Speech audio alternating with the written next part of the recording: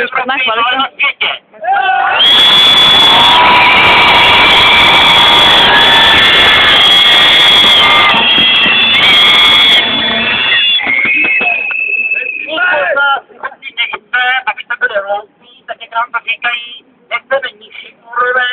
Ale naopak, chceme kvalitní maturitu a ne ten paskvil, který je připraven.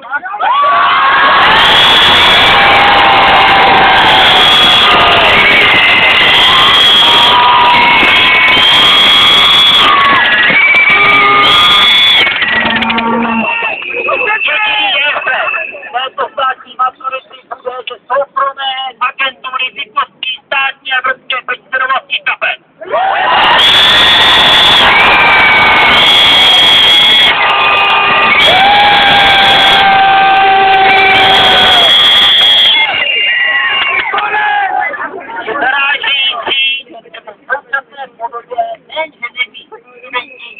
Maturovat.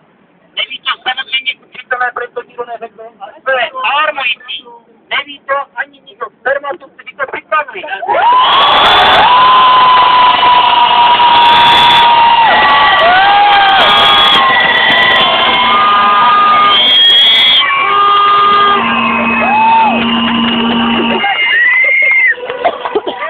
Otázka státní maturity a politická, protože jakmile se toudá politická otázka, tak ty vaše požadavky nebudou vyslyšeny. Pojďme dát společně dohromady, nemůžou demonstrovat váš studenti, váš učitelé, váš rodiče. Musíte být v hojném takto se všemi učiteli, se všemi rodiči a musíme jim dát jasně najevo, že vás není jenom pár stovek, ale jsou to 10 000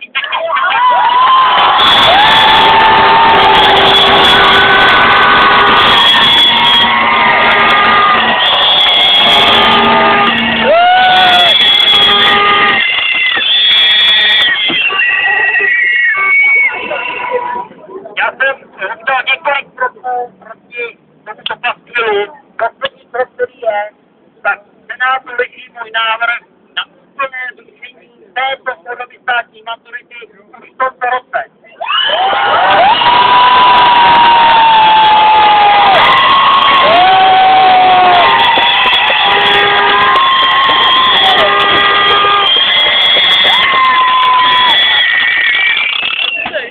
Senátu tento návrh prošel do druhého čtení, protože celá řada senátorů má to podkladu a myslím, že to bude fungovat. Přestože se podíváme na Slovensko, kde to je nějak 10násobně levnější a stejně to tam nefunguje a někdo to stejně prozradí. Jak je možné, že státní maturitu bude rozvážet soukromá vzdělávací firma?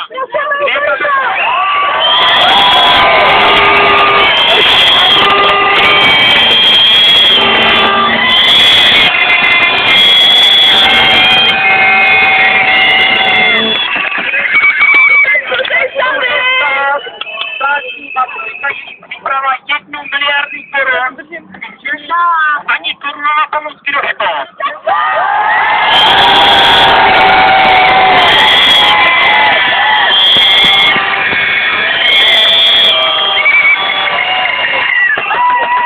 Každý rok státní maturity bude stát 200 až 250 milionů.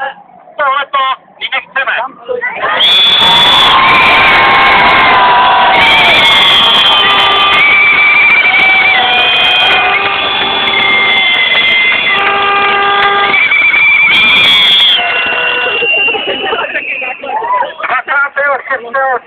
Bude můj návrh do druhého čtení do výboru a 27. října bude do dalšího čtení Senátu, které je veřejné, kde vy se můžete podívat na svého senátora ve svém dokladu, jak bude hlasovat. Jestli dáme do státní maturity, a nebo jestli to nepodporučí. Máte to ve svých rukách.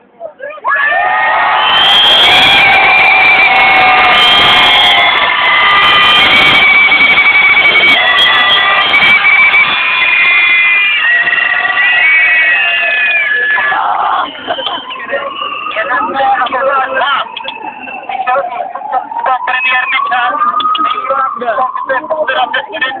A pak pokračuje pro ministra školství.